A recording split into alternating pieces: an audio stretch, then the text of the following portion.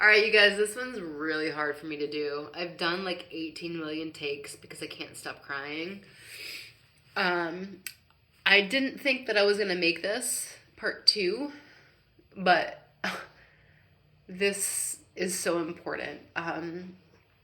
This is your personal statement. So if you've been denied before, or if you've never done it before, I promise you this is one of the most important things that you could ever do. So this is the VA Form 0781. This is your personal statement. It does not have to be on this form. So if you get a letter being like, oh my God, it has to be on 0781, they're fucking lying. They're just idiots that don't know what the fuck they're talking about. There's a recent uptick in YouTube videos about, I guess there's an AI tool that's helping you guys create like personal statements and stuff. And I watched the videos and I rewatched the videos and I'm like, first I'm like, well, fuck, man, this person's genius for creating this because they're going to be like a millionaire. But then I don't ever get offended. Like, I just don't get offended. But this just pissed me off because I'm like, you need an AI tool to like retell the story of what happened to you.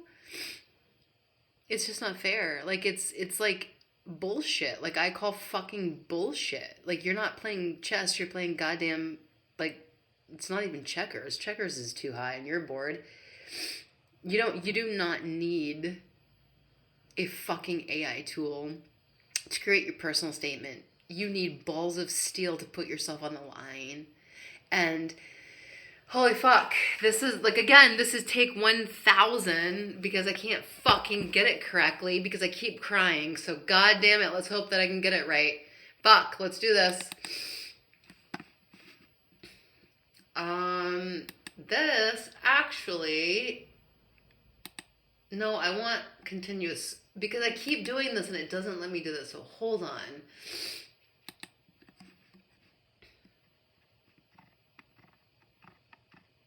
So this is when I was deployed in 2014. So I was just a little youngin'. God damn it, I was like 25 years old.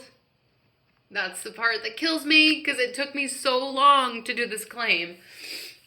He ripped me, raped me, and suffocated my soul.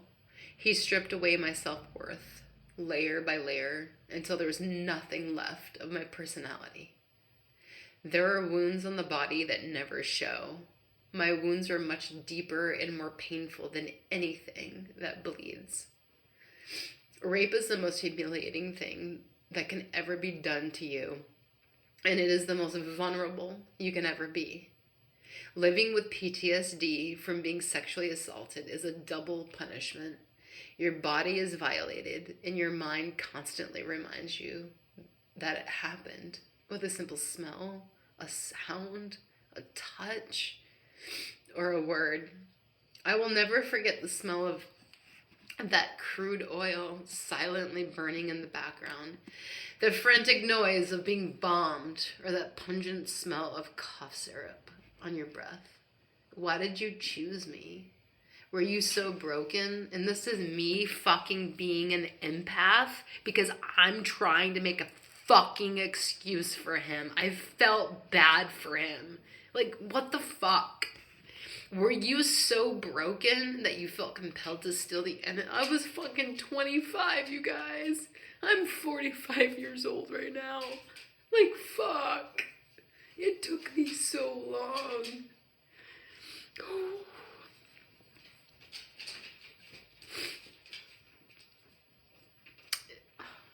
Did being in a war zone create the monster that compelled you to mentally and physically torture me? It all happened so quickly. I don't know his name or the color of his hair.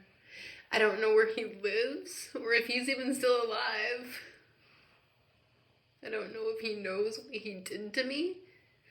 He was drunk, carrying a bottle of red cough syrup, slurring about how cool robo-tripping is. He kept bragging about all of the guys in the army doing it while on patrol, and that I should drink some. He tried to kiss me, and I turned my head, and just like that, he pushed me down on the ground, face first, and began to unbuckle his uniform. I heard the sound of that fucking belt and the zipper. And it was at that moment the reality of what was going to fucking happen hit me. Oh, God. I began fighting to get up, and he immediately laid on top of my back. With his weight and the weight of that fucking Kevlar vest, I was literally trapped. He pulled down my shorts and my panties, and he jammed his dick inside of me. He propped up my hips. He spit on his dick, and he forced himself inside of me. With each thrust, he began to quickly rip my insides. I will never forget what he said next. Damn, you're tight. And just like that, he got up. He buckled his pants, and he left me there to pick up the broken pieces. I feel like there should be crime scene tape wrapped around my heart. You drained me of my identity, and you injected self-doubt into my veins. I questioned my own sanity. I aimlessly walk around in a constant war with my own mind. Every day I try and scrub your disgusting touch off of my bruised and battered soul. My mental state has been shaken, and I don't even know who I am anymore. You took someone who was educated, motivated, ambitious, hardworking, kind, funny, and happy, and you fucking robbed me. You stole my ability to work, clean my house, exercise, get out of bed, be a loving mother to my baby boy. You bereft me of my happiness. You've ruined my ability to smile, to laugh, to have friends, to maintain a marriage, have sexual relationships with anybody. I've never had an orgasm since the day this happened. I've never wanted to have sex. I'm physically incapable of wanting to do something that should be a part of every fucking normal human being's life. If you ask me what my dreams are, my mind incessantly draws a blank. It's all too common that I've forgotten what I used to be. I often forget that I was the quintessential airman that won the hearts of my superiors. I was the airman anyone could count on to get the job done.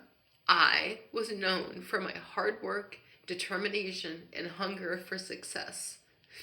I was the vivacious girl from Maine that had an infectious laugh that could be heard for miles. I was the girl who wanted to conquer the world. I'd become the first female college graduate in my family. I was the girl who was mentally and physically in tip-top shape. I was kind. I was gentle. I was patient. I was fun. I was loving, and I couldn't wait to dedicate myself to the United States Air Force. I had just made senior airman below the zone. After I arrived back to MacDill Air Force Base for my deployment in Iraq, this is where it gets hard, you guys. Fuck! I began smoking and drinking and going out to clubs. I would drink myself into a state of blackout almost every single weekend. One weekend at a club in Tampa, I was so intoxicated, I was kicked out of the club because some guy came up to me and was like, "Damn girl, you're fine. I'd like to fuck you." I'll never fucking forget this. I spit into his goddamn face. And I remember trying to punch him in his balls. And I was like, "Fuck you." And then I fell backwards and I cut myself on my right hand, and I fucking still can't, like, my pinky's still fucked up from this. But I knew that the cops were coming, so I ran out as fast as I fucking could, and, oh, that's when I talked about my pinky. I never got in trouble for that, but it was in my record because the cops were called. So I say I didn't get in trouble for it, but whatever. I was able to keep it together for work for the most of the part. I learned to fake being happy. That's something that I do. It's easier to be happy and not talk about shit and just pretend, because I don't want people to fucking ask questions about shit, because I don't want to talk about this ever, because it's so fucking painful. So I just started this at 25 is still what kills me to this day. Is it's easier to distance myself from the good shit in my life, because it's like, it hurts too much. So this is the start of that. So for all the people who know me that are listening to this, when I distance myself from you, it's not because I'm being a cunt. It's because it just hurts too much to feel good, to feel happiness, because all I've known is pain. So I absorb myself in like almost like OCD myself into helping other people. That's why I love helping you guys so much, is because like it's easier to do that than like kind of like to feel my own pain. Holy fuck, I gotta stop. I told myself I was not gonna stop this video because it's the 18,000th time that I've tried to record this. So anyways, alright, I was able to keep it together at work for the most part. I learned to fake being happy to avoid people asking me what was wrong. It was my mission to keep this a secret and never allow anyone to know what had happened to me. I did not ever want anyone to know what the fuck happened to me. I felt dirty, disgusting, and impure. I seemed to be reckless off duty, and I knew that all I had was one fucking year left of pretending to be happy until I could emotionally collapse alone and not have to pretend to be perfect. Fuck. This is hard to fucking read. I was scared to get prescribed medication, and I'm still terrified that the pills will allow me to relax enough to get caught off guard, and something like this will happen again. Not having control is so paralyzing, it frightens me just to think about it as I'm typing this. I'm so emotionally tired that sleep does not console my broken mind. I wake up tired. I go to work tired. I sleep in my car, in my work. I wake up tired. I come home tired. It's like swimming upstream every moment you're awake and constantly fighting for air and having someone slam your head back underwater. Whew. Every single day, I'm so exhausted that I don't know what to do with my heartless or my heartbroken, lifeless self. Sleep doesn't help when it's your mind that's tired. Everyone says they forget things, but I don't think you truly understand how embarrassing it is to forget simple things. My brother, who is 5 years older than me, rarely speaks to me because I've hurt him so much. This is really painful because it's like still to this day true. I've hurt him so much because I forgot his first son's birthday. It was a day that I woke up with a migraine headache from drinking too much the night before and had to go to work. And it was also a snow day that day. No matter how many times I apologize to him, he'll never forgive me. And I wish I could have him go inside my brain to understand that I truly didn't fucking mean to forget his son's birthday. It often makes me mad when people say, "Oh, I'm sorry, I forgot." This is so fucking true.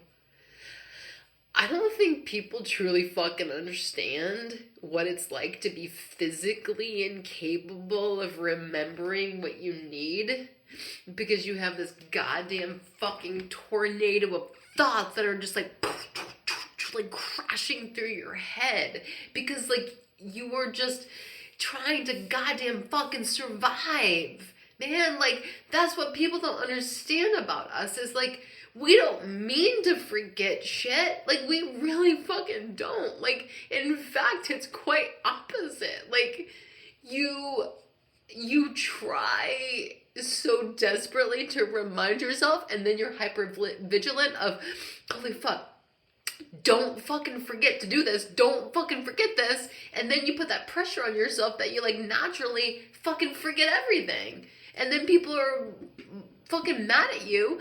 And now you're dealing with not only the event that you were trying to remember, the fact that you can't remember it, the fact that you're like, why don't people understand what I went through, but why the fuck would they know what you went through?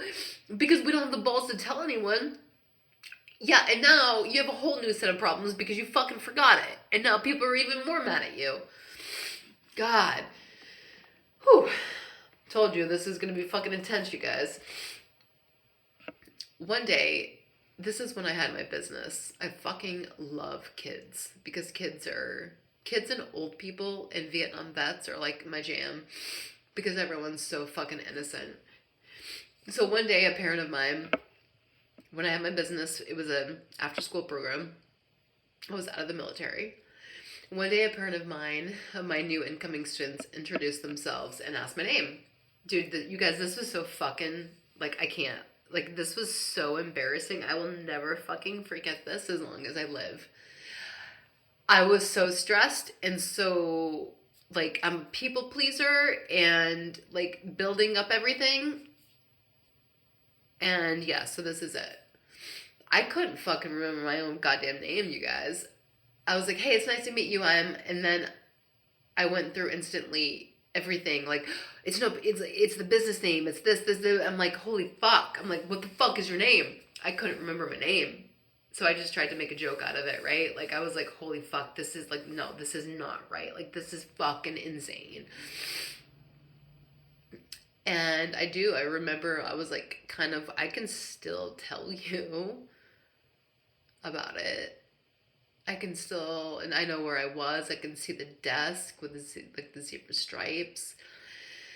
I could not get my own fucking name.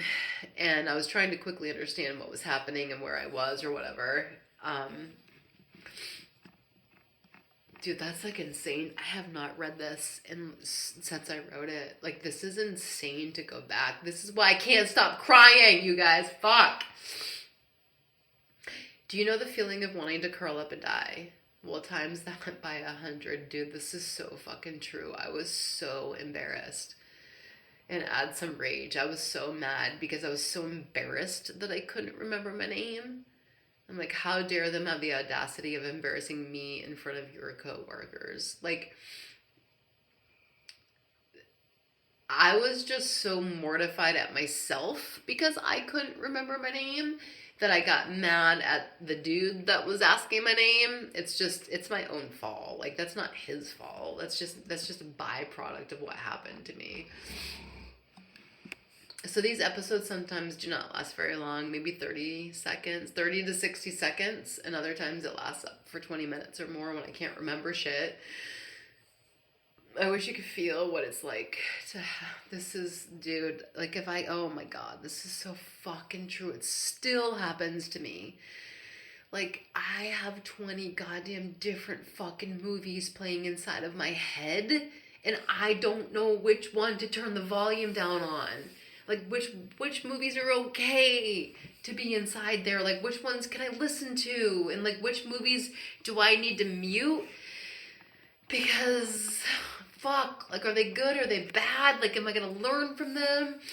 Which ones can I mute? Because if you cannot figure it out, there will be hell to pay for me and everyone around me. It's kind of like, I don't know what to listen to. I don't have control of the movies that I hear and the movies that I don't hear. I know this sounds really fucking crazy, but this is what PTSD does. And like, this is what we go through, right? Oh, this one's fun. This one's not embarrassing at all. Because of you, I've been married 3 times. Because of you, I always find myself in toxic, abusive relationships. Except for my first husband. I married him when I was normal. Before you ruined me. He was my high school sweetheart. Did you know that we were trying to have a baby before I was deployed? We were such an amazing couple. A perfect balance of yin and yang. I don't really want to talk about this. So yeah, that was like the good life, right? So just some shit that happened. This is still true to this day. I have the inability to connect with people on any sort of level. Forget having a normal functioning relationship with a man. I do not even know how to feel for anybody. I'm so cold in terms of not realizing when I've hurt someone mentally, emotionally, or verbally. That's embarrassing. I have to cut myself off from normality that I truly do not know how to have sympathy for other people. It pains me to sit here and type this because this is not how I was raised. This is not how I was 15 years ago, 20 now. I'm fucking still so numb. I'm so numb inside that it makes me ache. I have learned to not have expectations in my life, or I don't want to rely on anyone but myself. Because the second you expect something from someone, you always fucking get let down. I always hear people say, can you imagine winning the lottery? I always daydream about winning the fucking lottery, but my lottery isn't one. My lottery gives me fucking happiness and smiles. I want to hug a person and not feel like I want to throw the fuck up. I want to laugh like a good fucking belly laugh that makes your stomach hurt with goodness. I want to remember my son's birthday without looking at a fucking calendar. I just want my fucking head to not hurt. Not because of a fucking migraine. I want it to, I just want to remember shit, right? It fucking fucks with you guys. I want to fall asleep at night and not be scared that someone's gonna break into my home, steal my son, kill him. I want to stop hearing the same male voice in my head or seeing the dark shadows that creep slowly down the hall and stand outside my room. I don't want to have to check on my son every night just to make sure that no one's kidnapped him. I want to go to bed without triple checking each fucking window, each goddamn door, the garage door. And then I get so fucking mad. I'll go upstairs and then I'll be like, wait, I can't remember. Did I check it? I was like, you fucking stupid bitch, you just goddamn check all of this shit. But it's this fear of I don't want anything that happened to me to happen to the most precious thing that's ever happened to me in my life, which is my son. And it's so embarrassing. This is a real fucking thing, you guys. AI is not gonna write about this shit. Fuck. Every day I try so hard to show up for life and it just seems impossible. I'm exhausted. I'm still fucking exhausted. Oh God, this is fucking impossible. I've been broken for, it says 15, but now that's 20 fucking years. My maths can't math, 182 plus whatever. That I've been robbed of the person I was supposed to be. But most importantly for my son, my little baby boy, who's now 17. Oh, God. I feel like he's just been robbed of his childhood. It's just not fucking fair. Sometimes I'm so cold and mean. I have zero patience. I yell at my son for being a kid. I lack the ability to connect with him anymore. I'm a fucking alcoholic. Oh my god, you guys, this is really fucking painful. My family is heartbroken that I have changed so drastically. Like, I still deal with this I still deal with this. Everyone thinks that I'm fucking, like, bipolar because sometimes I'm hot, sometimes I'm not bipolar. Like, I don't know how to open up. Like, I don't know how to be a human being anymore, right? Like, fuck. This is fucking true. Drinking helps to numb the pain and it makes life more bearable. I cannot have sexual relations. I don't care about that. That's fine. My life consists of frustration, sadness, anxiety, worry, emptiness, and anger. It is wondering if I'll ever really be alright. It's asking yourself how I'm gonna function, how I'm gonna pay my bills, cook dinner, clean, do laundry. It's missing the past, barely surviving the present, and dreading the future. It's feeling different with every moment in your life. Every day I wake up and I have to face another day of uncertainty. Another day of fighting back the tears because you secretly wish you would pass away. Because, oh God, maybe your son could grow up with a mom who laughs and maybe fucking smiles once in a while and doesn't get mad all the time. It's wishing you had another strength to go to the hospital to ask for help. It's wishing you weren't ashamed of what happened. Because if you weren't ashamed, you would have the courage to get help. Holy fuck, you guys, this is hard. I don't expect people to understand what it feels like to be me, to live my life, and to face my daily struggles. I don't even wish this on the person that did this to me, because understanding what I go through on a daily basis would take experiencing it firsthand. And I would not wish this pain on anyone. I am the one that has to deal with the aftermath of everything, or everyone, always wondering what my problem is. Why am I constantly tired? Questioning my inability to keep my home clean, dinner on the table. I have to somehow remind myself that they've never had to consider the effects that a never-ending internal battle can have on a person. I have to keep reminding myself they don't understand what it's like to wonder if you will ever have a normal day again. I don't wake up every day wishing I could win the lottery like most people. I wake up every day asking God to help me have a day free from pain, free from debilitating headaches, maybe a chance to laugh, to take a shower. I ask God to please give me the strength to not drink and smoke. I have actually quit smoking, thank fuck. It's been almost a year, I think. Mostly I ask God to help me carry this illness. This is fucking really hard to read. Like, is this ever gonna be fucking over? I don't even remember how long this is. It is not just pain, it's complete physical, mental, and emotional assault on my body. I want to feel what it's like to live again and not merely exist. And I'm still fucking existing, you guys. I don't even know what it's like to feel again or live.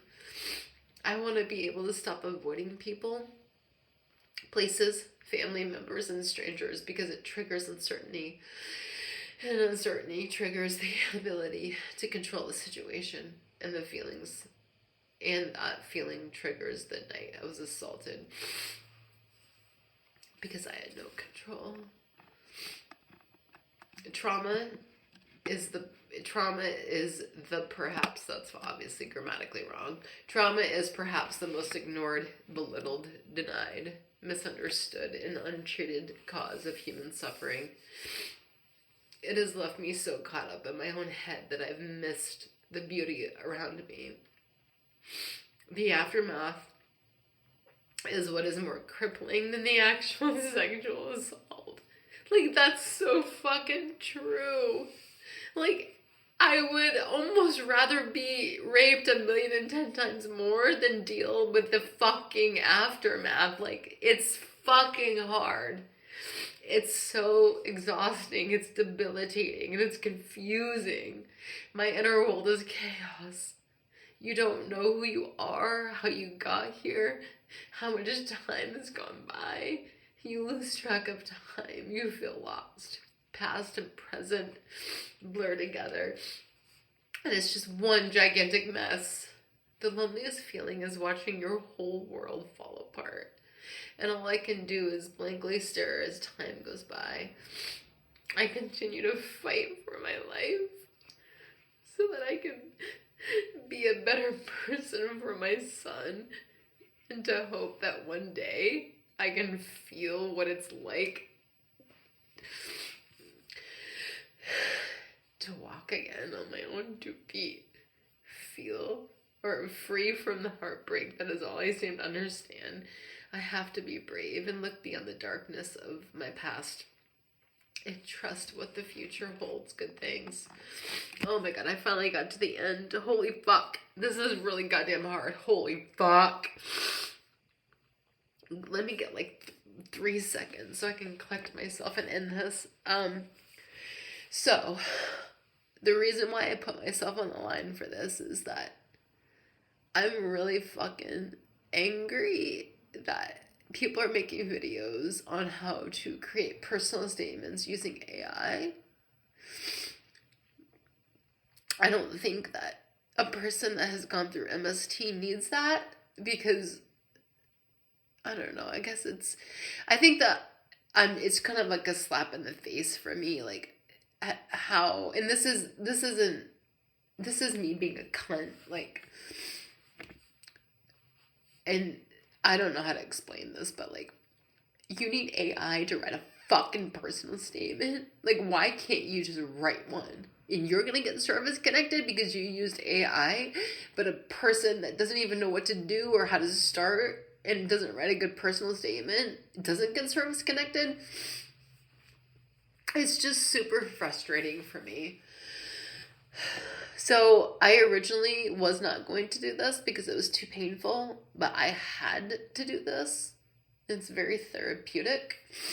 I hope that you guys understand maybe a little bit more about why I'm so passionate about helping people, because